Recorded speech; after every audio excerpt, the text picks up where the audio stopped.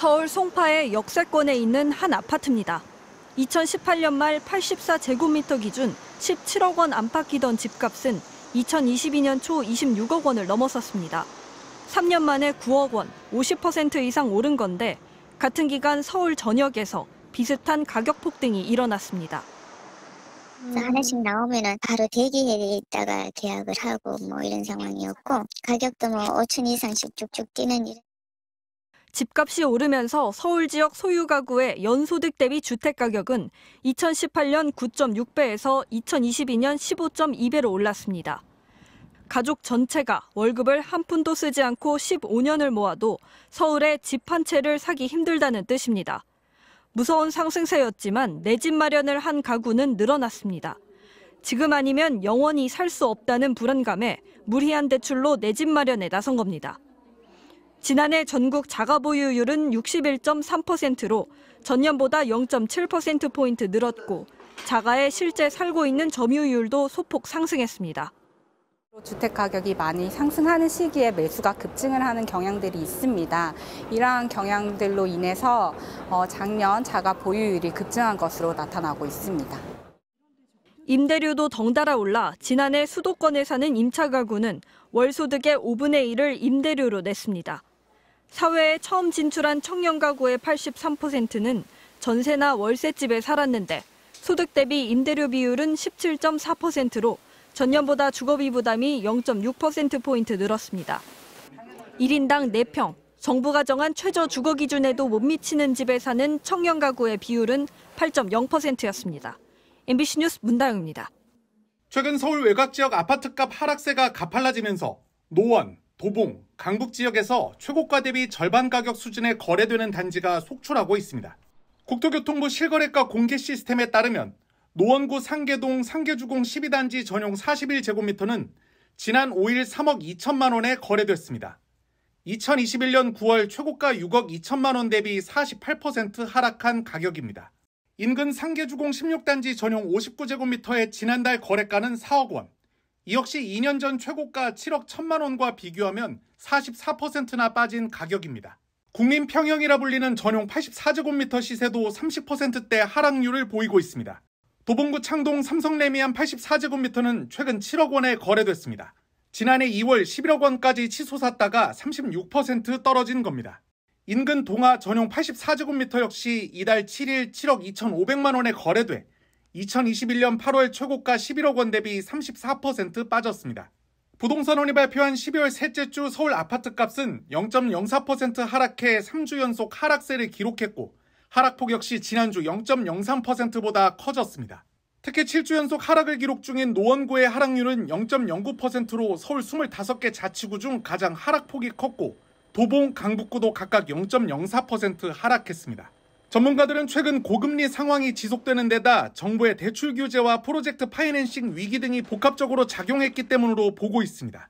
특히 서울 외곽 지역은 강남 3구 등 주요 지역보다 대출 의존도가 높은 지역이라 금리 상승이나 대출 규제 등에 더 민감합니다. 내년 미국발 금리 인하에 대한 기대감이 일부 있기는 하지만 불확실성이 워낙 커 시장 분위기가 좀처럼 풀리지 않고 있다는 진단도 나옵니다. 고금리 장기화로 인한 부동산 경기 침체가 계속되는 가운데 서울 평균 아파트 실거래가도 7달 만에 하락세로 돌아섰습니다.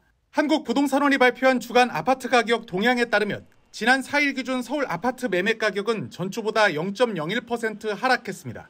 이 같은 하락세는 지난 5월 셋째 주 이후 29주 만입니다.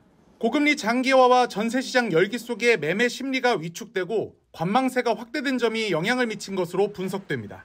특히 강남 3구가 전체 하락세를 이끈 것으로 보이는데 강남구는 지난주보다 낙폭이 커진 마이너스 0.05%를 기록하며 3주째 빠졌습니다. 또 서초구도 2주째 하락, 상승세를 유지하던 송파구마저도 보합으로 전환됐습니다. 실제로 강남구 도곡동 도곡렉스 전용 134제곱미터는 지난달 29일 37억 2천만 원에 거래됐는데 넉 달 전인 7월 연중 최고가 43억 5천만 원과 비교하면 6억 원 이상 빠졌습니다. 또 강남구 청담동 청담대림 이편한 세상 전용 134제곱미터도 직전 거래였던 지난해 5월 28억 원보다 4억 원 떨어진 24억 원에 매매됐습니다.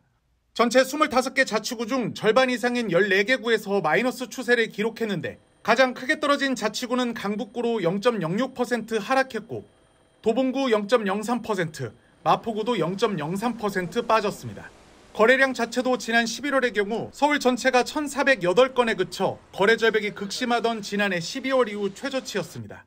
부동산원은 향후 주택시장에 대한 불확실성 등으로 매수 관망세가 확대되는 상황에서 매물 가격이 하락하는 단지 위주로만 간헐적 거래가 이루어지고 있다고 분석했습니다.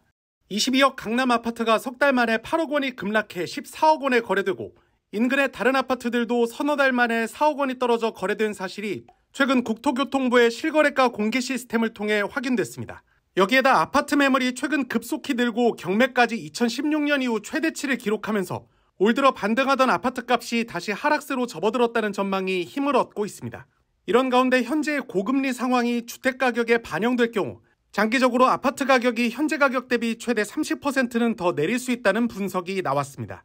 교보증권은 지난 13일 발간한 2024년 부동산 시장 전망 리포트에서 현 상황을 주택가격 변동의 주요 변수로 금리의 중요성이 시장에 점차 알려지고 있지만 아직 실제 금리의 가격 적용이 온전히 반영되지 않았다고 현 상황을 진단했습니다. 그러면서 현재 금리 상태가 장기화되고 내재 수익률과 안전자산 수익률이 역전된 상태임을 감안하면 장기적으로 현재 가격 대비 최대 30%, 최고점 대비 최대 50% 수준의 추가 하방 압력이 지속될 것이라고 전망했습니다. 현재 3%대의 기준금리 수준이 오래 유지되면서 집값 상승으로 인한 수익률보다 예금과 채권 등 안전자산 수익률이 더 높은 상황이 지속될 경우 집값 하락을 부채질할 수 있다고 본 겁니다. 보고서를 쓴 백광재 교보증권 수석연구원은 올해 아파트 시장 가격은 정책 대출과 금리 인하 등 영향으로 연간 기준 플러스로 마감될 가능성이 높다면서도 정책 대출 종료와 시장 금리 상승, 입주 물량 증가의 영향 등으로 2023년 10월 이후 실거래가부터는 다소 드라마틱한 가격 하락을 전망한다고 밝혔습니다. 또 내년도 서울과 수도권 아파트 가격은 역전세난 확산과 이자 부담 가중 등의 영향으로 둘 다 5% 이상의 하락을 보일 전망이라고 밝혔습니다. 백 연구원은 부동산 가격 고점대와 올해 초 2030 세대의 서울 아파트 매매 비중이 40% 수준에 달한다며 이자 상환 여력이 부족한 2030 세대의 주택 집중 매수가 향후 부동산 가격 하락의 방아쇠가 될 것이라고 내다봤습니다. 또 아파트 공급 물량과 관련해서도 초과 공급 유지 시기는 적어도 2025년까지 이어질 것이라며 공급 과잉에 따른 역전세난 등이 확산될 것으로 보이기 때문에 2024년은 신규 투자보다 지키는 한 해가 돼야 할 것이라고 강조했습니다.